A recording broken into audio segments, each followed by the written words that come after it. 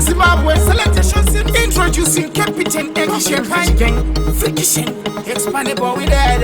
Okay, Saka and this pop. Come from the pop. Pop, woman, the Bokota. Pop, Roman and Bomba. A stage pop, very good to and this is right. Kunyapaberim Quash. Dovura Matoy Papunokia Ash. Heroes, Irkuchusa Nokia Ash, which is for near imagine of an cat. Saka, Katakata. Top Madrama, Katarina Namukadota. Kevi, Katakata.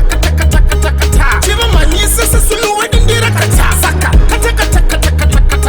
Libano Kata, Pangana Vodka, Kata, Frikishin, Kata, Nembure Katambo.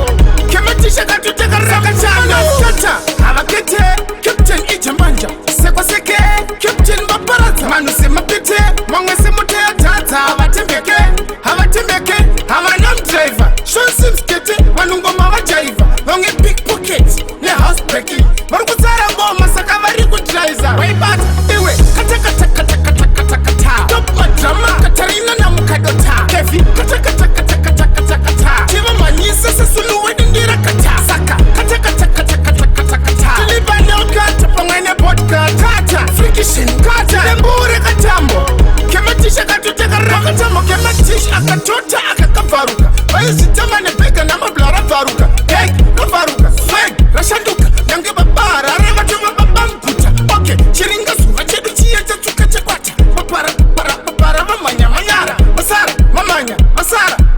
Patara, Madina, Eswich Pata, Katakata, Top Madrama, Katarina Namukadota, Kevi, Katakata, Tima Manisa Sulu in Dirakata, Saka, Katakata, Libano Kata, Pangana Vodka, Kata, Frikishin, Kata.